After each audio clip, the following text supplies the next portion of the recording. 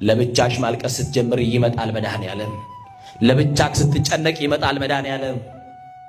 ሊያገዝህ ይመጣል። ይረዳኛል ብለህ የተማመንክበት ሰው ጀርባ ሲዞር፣ ጀርባ ሲሰጥ፣ ፊት ሲነሳ ይመጣል መድኃኔዓለም።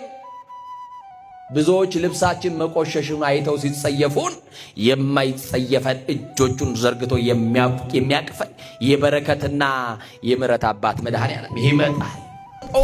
በጆሮ ሹክ የሚልሽን አትስሚ፣ መስማትስ ክርስቶስን ነው። አንተ ያለህልኝ የኔ ነገርማ አያበቃም በዩ። አንተ ያለህልኝማ የኔ ነገር ተስፋ ቢስ አይሆንም በሉት። ያለቀውን መቀጠል ይችላል። ይህ መከራ የምትበላለት ሰውነት ይረግፋል፣ ይሸታል። 30 ጊዜ መስታወት ፊት ለፊት የምትደቀንለት ውበት ይረግፋል። 30 ሽቶ የምትንታጠንለት ሰውነት የሚሸት የሚከረፋ ነው። የገዛ የእናቱ ልጅ እንኳን ሳትቀር ይሸታሃል አለችው። ያውም በስሙ ጠርታ እንዳይመስላችሁ አስከሬኑ አለችው። ከሞትን በኋላ ምን ስም አለን እኛ? ሰው ከሞተ በኋላ እኮ አስከሬን ነው ስሙ።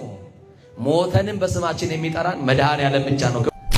አዎ ታመህ መድኃኒት ያልገዛልህ የሞትክ ቀንማ የቀብሩ ሰዓት ስንት ሰዓት ነው እያለ እየጠየቀ ሊቀብርህ ይመጣል። ስትቸገር ያልደረሰልህ፣ ስትታመም ያልጠየቀ እመነኝ ሊቀብርህ የሚመጣ ግን ሰው አለ። ቀና ብለን አናይም እንጂ ቀባሪዎቻችን ብዙ ናቸው። አንዳንድ ጊዜ በተስፋ መቁረጥ ውስጥ እንሆንና ይሄውና ጠዋት ማታ እየሄድኩ ደጁ እያለቀስኩ እግዚአብሔር እኮ ዝም አለኝ የሚሉ ሰዎች አሉ። የበለጠውን ሊያሳይሻው ዝም ይላል። ፍቅሩን ሊገልጥልሽ ዝም ይላል። የበረታውን ነገር ሊያደርግልሽ የአባትነት ፍቅሩን ሊገልጽልሽ ዝም ይላል። ዝም የሚለው ከተኛህበት አልጋ ብቻ ማንስቶ ፍቅር ሊገልጽ ሳይሆን ከተቀበርንበት መቃብር አውጥቶ ፍቅሩን ሊገልጽልን ይፈልጋል መድኃኔዓለም።